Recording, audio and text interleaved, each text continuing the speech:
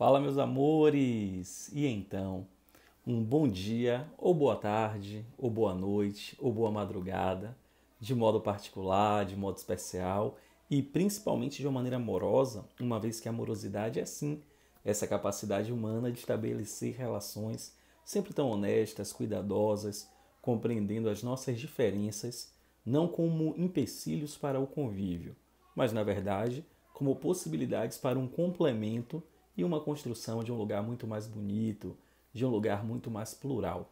Eu gosto muito da ideia da excelência, que na tradição filosófica, na tradição teológica, não aparece como sinônimo de o melhor ou o primeiro.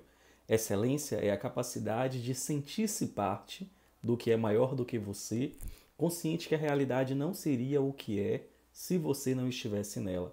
Coisa bonita, né?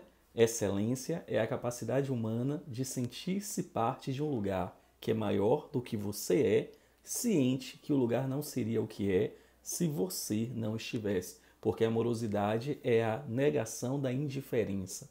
A indiferença faz com que não alteremos o lugar. A presença, a amorosidade, a constância nas ações faz com que consigamos construir um lugar mais fraterno, mais acolhedor e principalmente mais habitável por todas e todos na inteireza da dignidade humana. Como é? Estão zangados comigo? Estão de mal comigo? Já sei, esqueceram que eu sou carente e nem me deram um bom dia, uma boa tarde, ou uma boa noite, ou uma boa madrugada. Foi isso. Pronto, agora chegou. Não esqueçam que eu sou carente não, e pessoas carentes precisam de acolhimento. Por favor. Amores, brincadeiras à parte, a intenção que me motiva ao gravar esse vídeo e a partilhar com vocês nasceu de algumas vivências importantes ao longo desta semana. Eu sempre defendi a ideia que a sala de aula, o chão da sala de aula, é um lugar sagrado. É um lugar sagrado porque é um lugar onde partilhamos vida, existência, medos, sonhos, alegrias, tristezas. É um lugar de ressignificação ou ressignificações de saberes.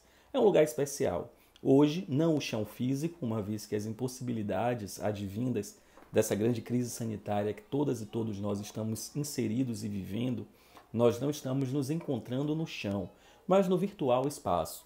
E eu fiz uma opção ao longo de toda a semana de deixar para começarmos a trabalhar os conteúdos a partir das competências e habilidades que o INEP nos propõe no que se refere a Enem e a demais vestibulares. O Ministério da Educação aponta ali os nortes enquanto currículo mínimo. Eu deixei no segundo plano porque eu quis começar os nossos encontros dialogando com os estudantes acerca da vida, dos medos, das incertezas, das emoções, acerca desse processo de ser humano sendo em um contexto tão desafiador.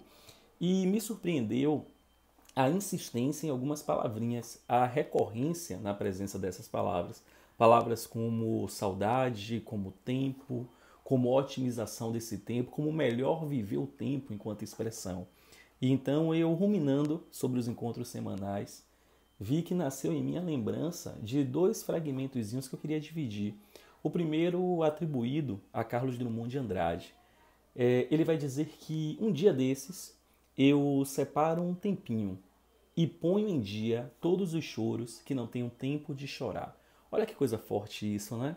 Um dia desses eu separo um tempinho e ponho em dia todos os choros que não tenho tido tempo de chorar. Muitas vezes ocupado por tantos afazeres, muitas vezes ocupado ou ocupada por tantas inquietações, não temos tempo de cuidar desse ser que nós somos para bem-estarmos em convívio com os outros. E por falar nos outros, lembrei verdadeiramente do queridíssimo Mário Quintana, que vai trazer a ideia de que a vida na verdade representam deveres que todos nós trouxemos para fazer em casa. E aí ele vai dizer que quando nos damos conta já são 6 horas, ou de repente já é sexta-feira, ou de repente já se passaram 60 anos. E ele continua dizendo, e se me dessem um dia, uma última ou outra oportunidade, bem, eu nem olharia o relógio. Eu seguiria sempre, sempre em frente, ia jogando pelo caminho a casca dourada e inútil das horas. Por que eu quis fazer essa interface ou esse diálogo entre esses dois fragmentos e a ideia experienciada em sala de aula essa semana? Porque somos sedentos de um bem viver o tempo gracioso que temos. Aproveitemos cada instante, que possamos dar bons sentidos a cada experiência nossa conosco e nossa com o outro, com a outra, com a casa comum. E que tenhamos a arte como possibilitadora de encontro. Foi tão belo quando alguns alunos e alunas mencionavam e compreendiam a arte como belo e encantador no processo da vida. Aí eu vou me despedindo, deixando uma última provocação. Essa de um filósofo alemão tão mal compreendido por tantos, que é o Friedrich Nietzsche. E Nietzsche vai dizer uma coisa interessante: a arte, ela deve ser, antes de tudo e em primeiro lugar, um embelezar a vida. Olha que coisa linda, né? Portanto, fazer com que nós próprios nos tornemos suportáveis e, se possível, agradáveis aos outros e às outras. Eu vou repetir pela importância disso. A arte deve ser, de tudo, em seu primeiro lugar, um embelezar a vida. Portanto, fazer com que nós próprios nos tornemos suportáveis. E, se possível, e creio eu, é sim, fazer com que nos tornemos agradáveis aos outros e às outras. Esse é o processo da vida. Vivamos bem em cada instante, que possamos ocupar com bons sentidos cada experiência e que não permitamos que nada desembeleze a graça da vida que é bem viver. Beijo no coração, fiquem em paz.